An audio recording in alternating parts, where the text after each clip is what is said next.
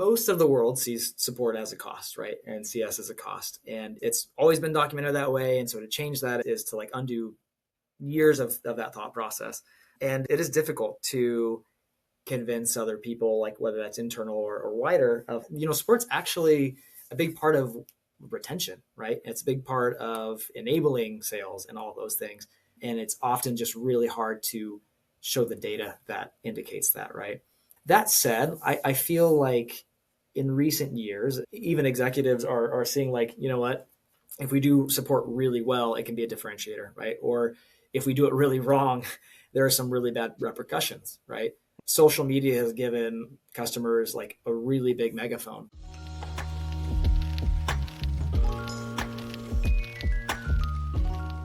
Today's guest is Chris Murray.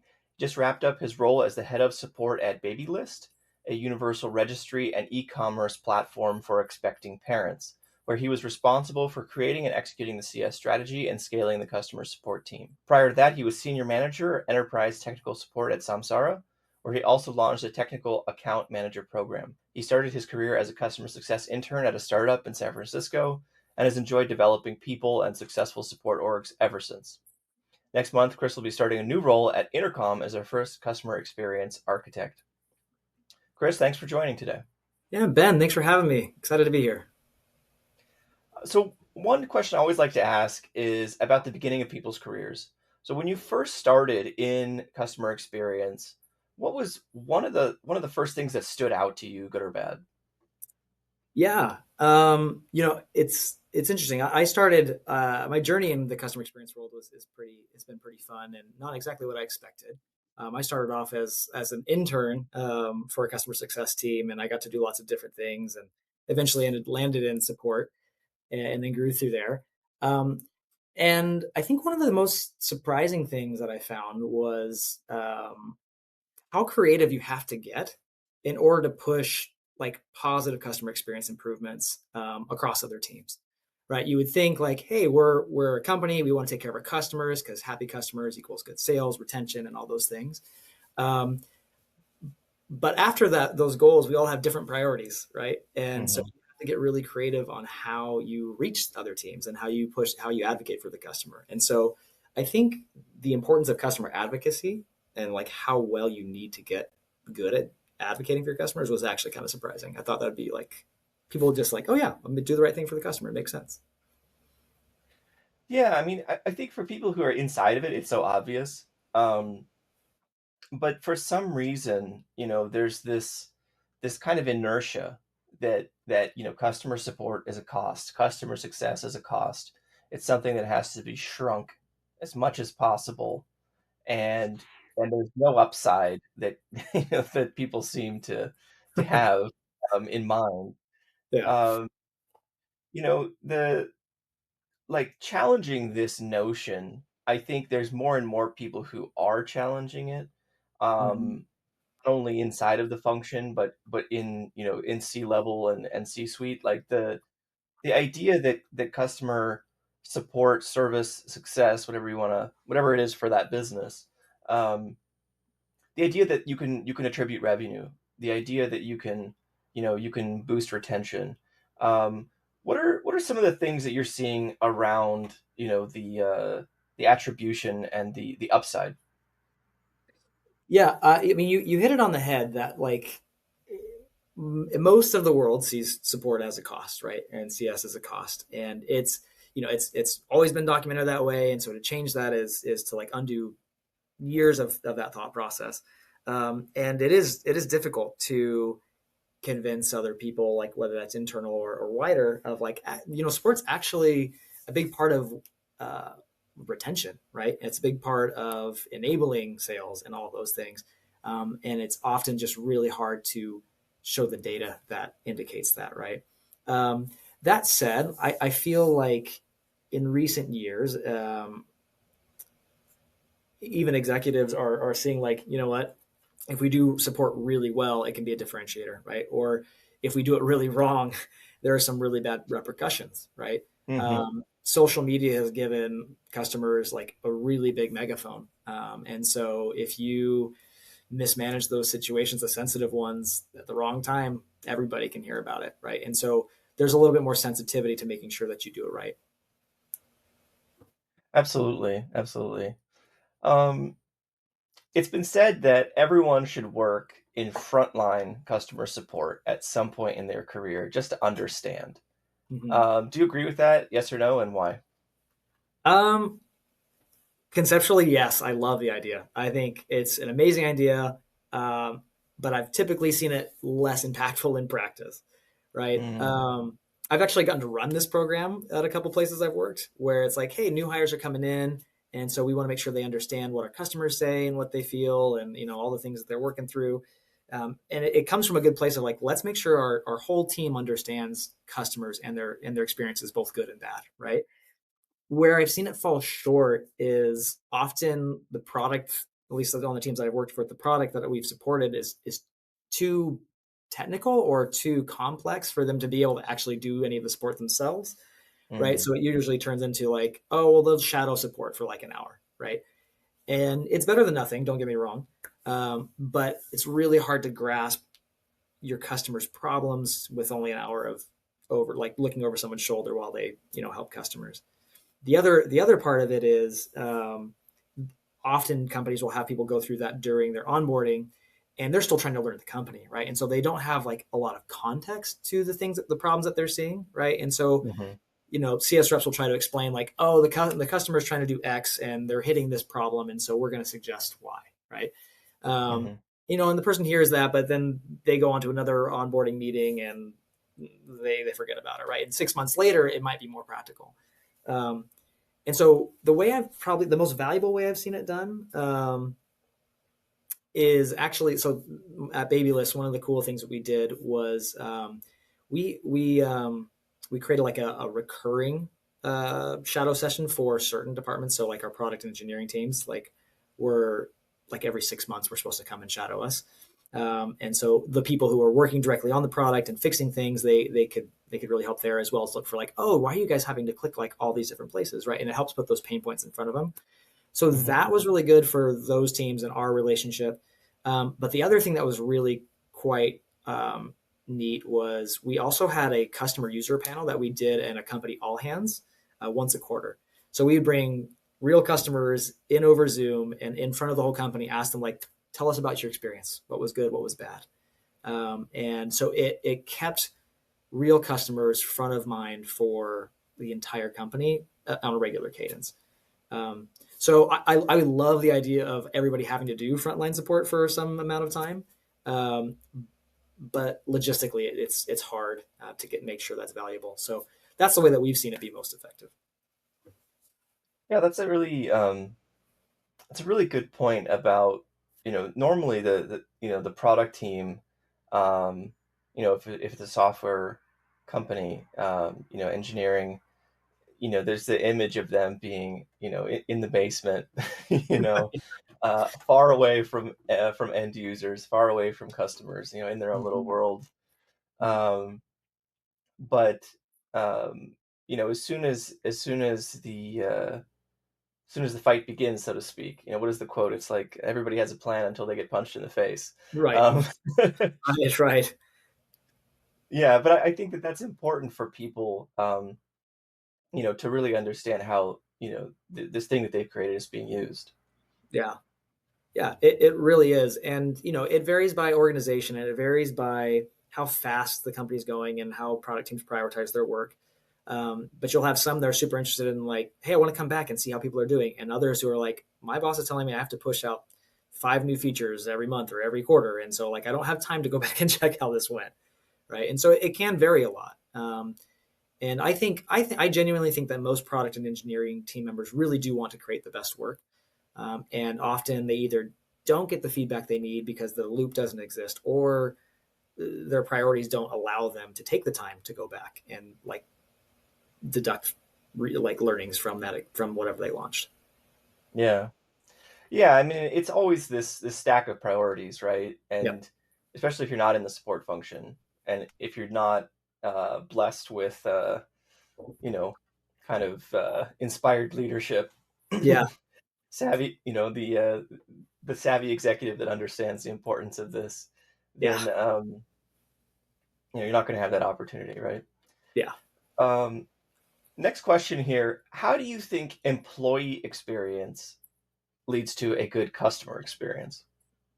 Ooh, I love that question. When I think about like what are the things that make a really great customer support team, and maybe that's unique about running teams, it is the fact that you need to invest in the team morale, maybe more than any other organization, right? Um, and I mean that because not only are these team members uh, talking to people who yell at them half the day, right? Right? People don't call support to say like, "Hey, I just want to say your product is wonderful," right? That's not why they call. And usually they're upset, and so there's a lot of difficulty there in like helping people stay upbeat and stay positive, right? But if you don't invest in the morale of your team, if you don't invest in the culture of your support organization, business speaking, like you're going to have a lot of turnover, and which means you're going to have a lot of retraining, and it's going to be very expensive, and ultimately that leads to your customer base suffering, right? You're going to have longer response times, and that means people are going to be more mad, and by the time you get them on the phone, they're more upset, right? Like it's the how you take care of your people is at the root of how good your team is, right? And so if you don't take care of this team, your customers are going to feel it, right? And so prioritizing, like recognition where you can, and creating a fun environment, and giving them good resources and clarity, like those things really make a big difference, because customers hear if your customer support reps are happy or not. They really can. And so if you take care of them, they take care of your customers. Absolutely. Um, so you just finished up a stint at BabyList. Mhm. Could you share a really memorable story or maybe a big lesson from your time there? Ooh. Um, I think on a customer facing perspective, one of the things that I really liked is the company truly did. They had a core value of, or they have a core value of, we love our users, and they really mean it. Like from the CEO to the newest CS rep, like they genuinely care about the customers, which is really cool. And it leads to making good business decisions. And I thought that was really great. And one example of like the company's willingness to take care of customers was uh, there were fires in LA recently that were pretty massive. If you haven't heard, Yeah. Yeah. and one of our customers had lost their home and everything in it, Mm. and all of the things that they had prepped for their arriving child, Oh and they no. lost everything. And they had also had a bunch of gift cards built up. At somebody, when they lost their home, somebody had donated everything they needed for their kid, but they didn't Mm. have any funds to like for their essentials, right? Like food and things that the whole family needed. And so they were now in this place where they had the new, baby products they needed, but they didn't have cash for some of their immediate needs.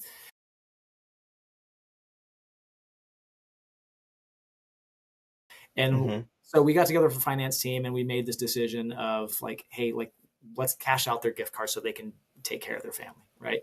Mm-hmm. Super out of policy, right? Not a lot Mm-hmm. of companies will do that, but because they really cared about their customers, and their people, and like knowing what they're going through, is like, hey, this is the right thing to do, so we're going to do this. Um, and it makes a big difference for those people.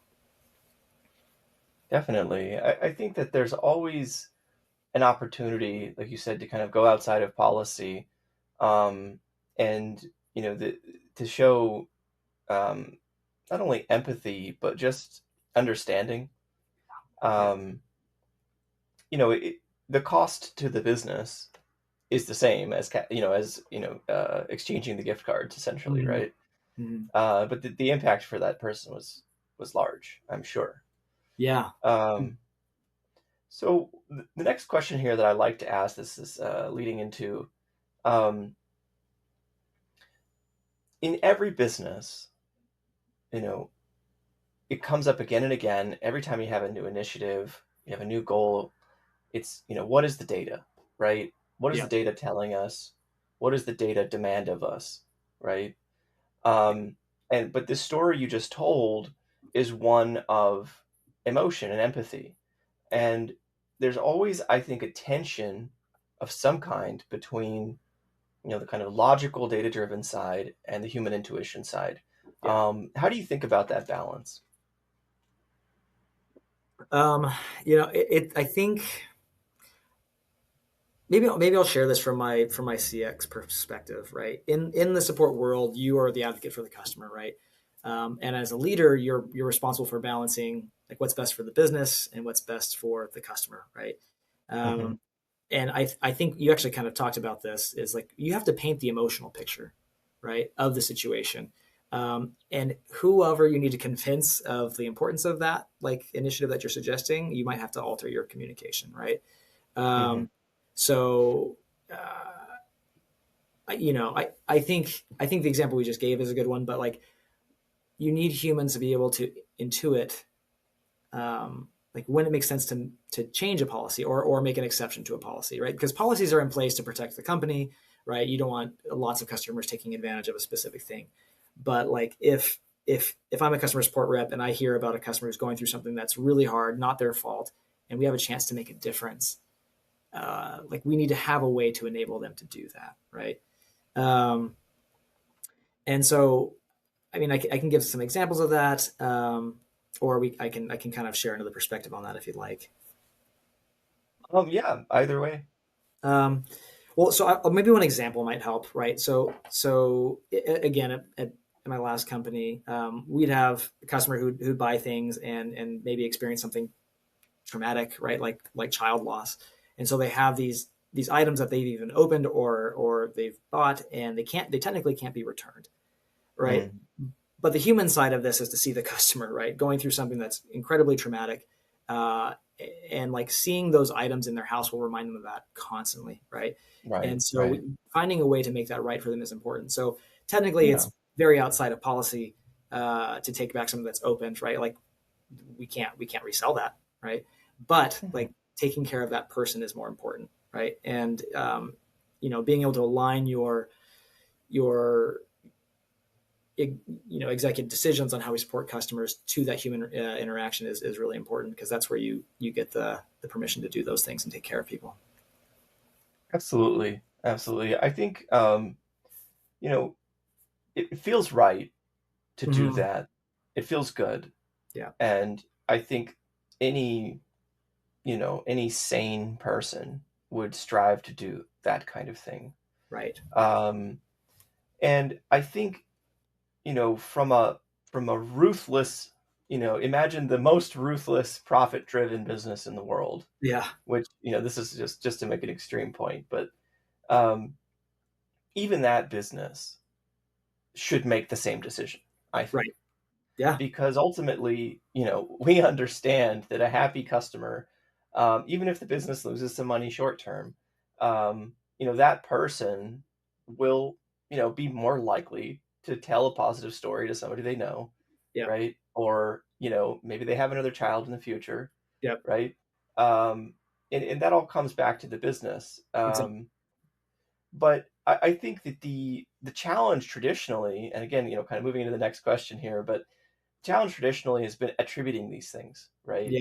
So, how do you think about measuring the impact of support maybe on retention or measuring the impact of support on revenue potentially? Yeah. It can be a tough one. The actual how is highly dependent on how the company is tracking things, right? Um, Hmm. Number of places I've worked, support data lives in a very different system than like revenue data, right? Hmm. And so Hmm. being able to show that correlation with data, it can be really tricky. Hmm. Um, and so that can be really hard. Um, um, there's maybe I'll share an example. So Sure. one of the things that we were doing at BabyList is those is trying to prove that exact thing, right? Which is Hmm. support actually has a very positive impact on the customer experience, not just from like a people have a high CSAT score when they leave, right? That's important. Like it's an important metric and it's important to measure directionally. Um, but we know like we feel like we're adding more value than that. We feel like we're unblocking order issues, right? And we're creating a positive experience so customers come back, right? And so what we did is we had a long push for this, but eventually got our CS data connected to our revenue data. And when we did that, we could see actually a direct correlation that customers that interacted with support they spent twice as much, or their registry value was double that of those who didn't, right?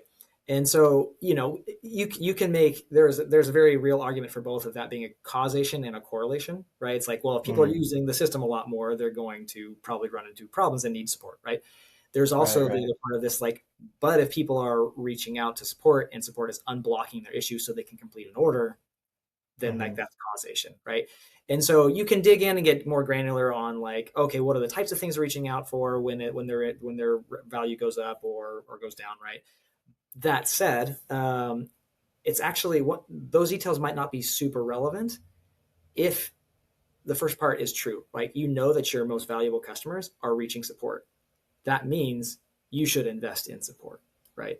Because Mm-hmm. if your best customers or most valuable customers, or however you want to talk about it, are reaching out to support and they have a bad experience, that can be terrible, right?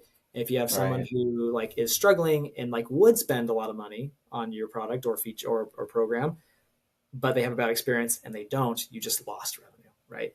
And so being able to show somehow, like correlating data somehow to show like the impact your team is having on those things, whether it's direct or like correlation, is really critical to like opening people's eyes to see like, oh, we do need to invest in this more.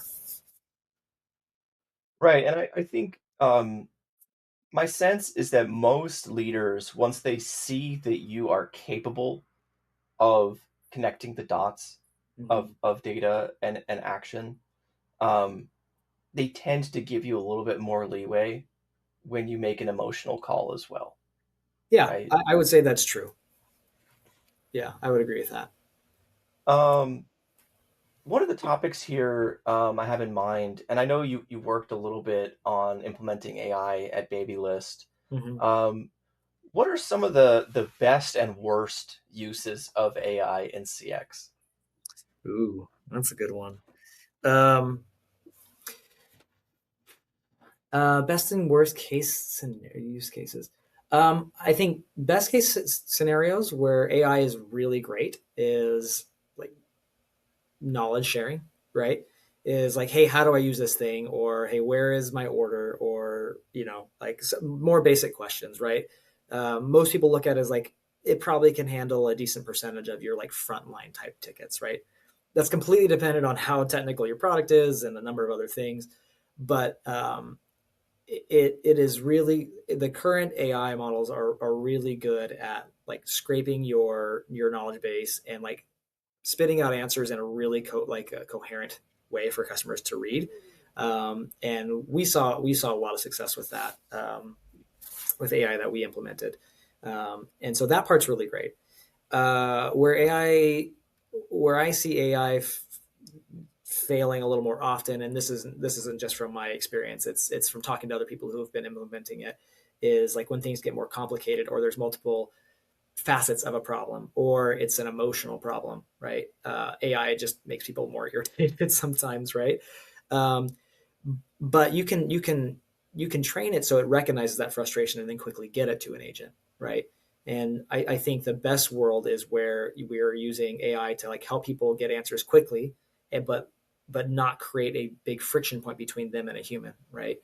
And so perfect world is AI can handle a lot of the easy things, and then when something is complicated, it can quickly route that person to a human who knows how to handle multifaceted emotional problems.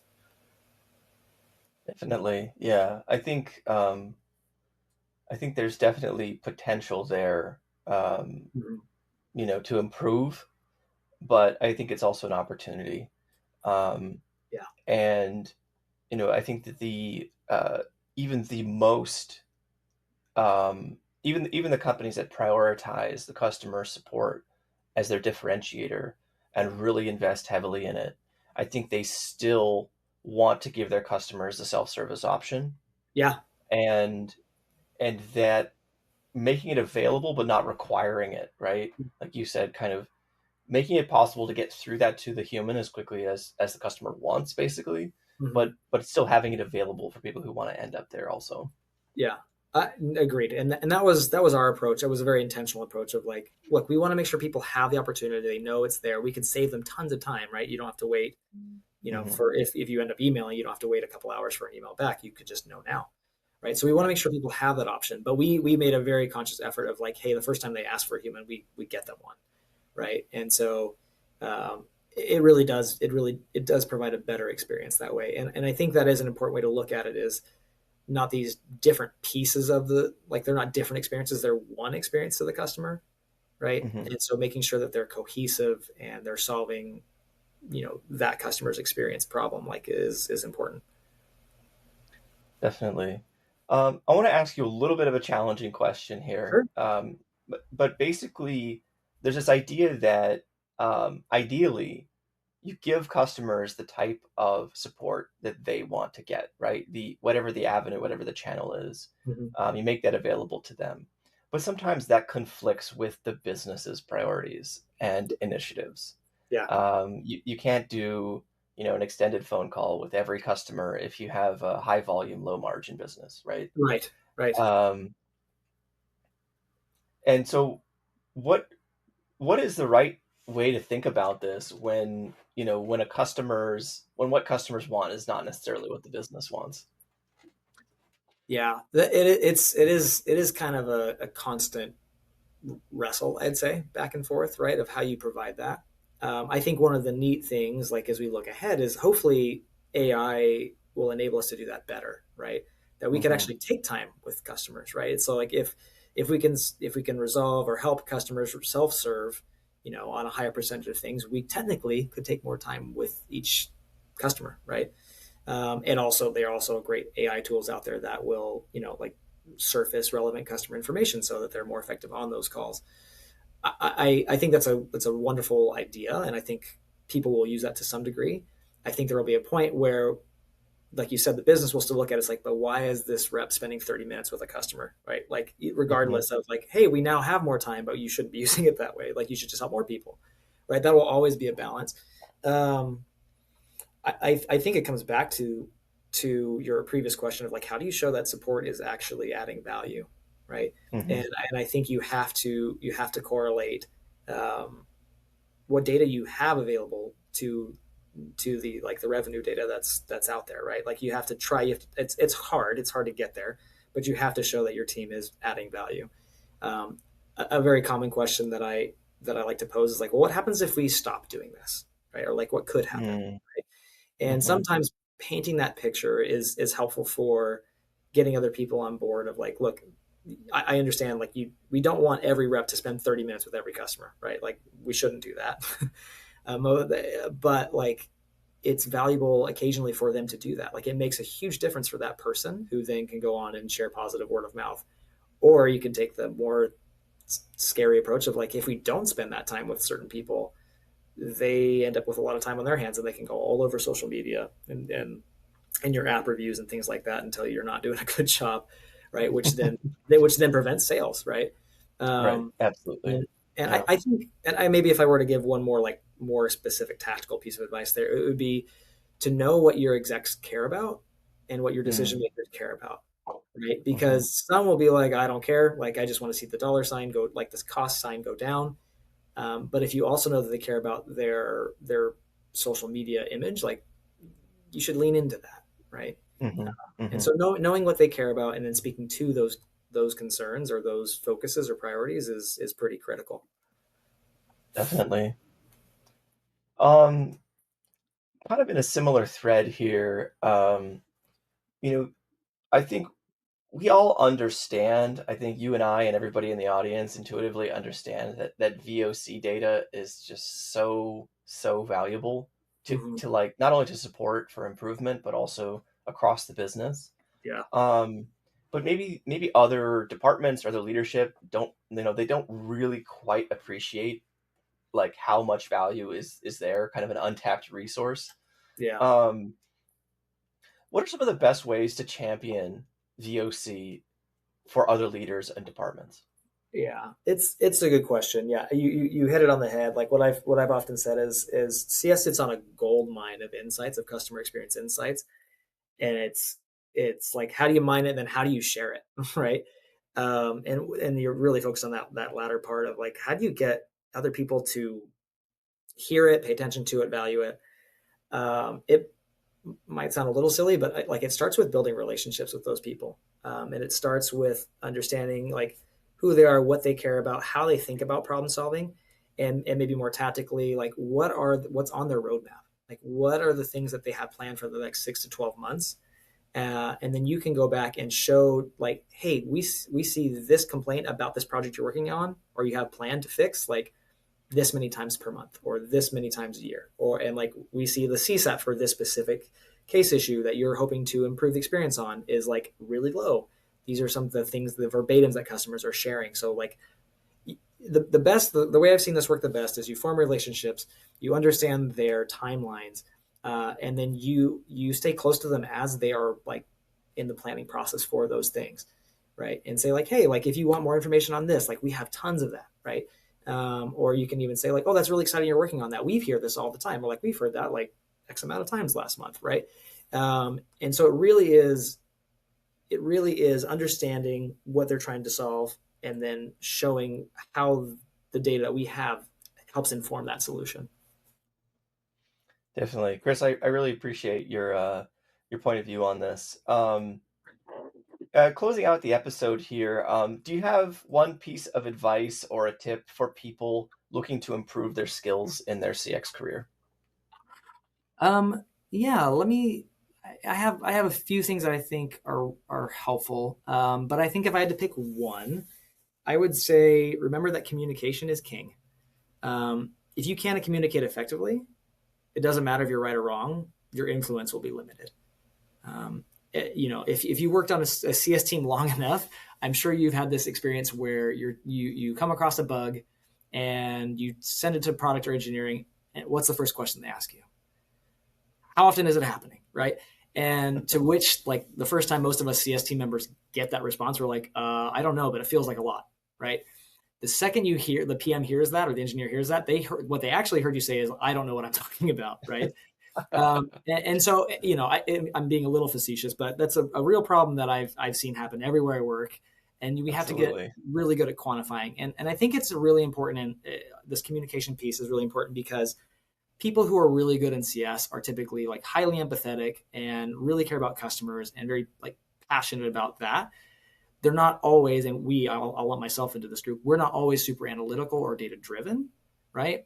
Those are skills that we have to learn. And then we have to learn how to talk to people who are naturally more that way, right? Often what happens is we see the issue, we know it's a big deal, but we have a hard time quantifying, and we have a hard time explaining like why it should matter to other teams who have the power to fix it, right? And so the number one thing I would say is understand what type of communicator you are, and then learn how to adapt your communication to the other stakeholders that you're going to need to influence. Because in this role, it's a lot of influencing, and that's how you make a difference across the company. Well, thank you for sharing, Chris. I think based on my experience today, I think you are quite a savvy communicator, Oh, and thank you. I I'm wishing you all the best in your next steps. And yeah, thanks for joining today. Yeah. Ben, thank you for having me. Always a pleasure chat. And yeah, the CS world is a really fun one, and it can have its challenges. But at the end of the day, we get to make our companies a better place, and hopefully that makes the world a little bit a better place. Absolutely, transforming those problems that people have into joy, hopefully. Yep, that's the goal. All right, that's all for today on the CX Files. Tune in next time and have a good one. Bye. All right.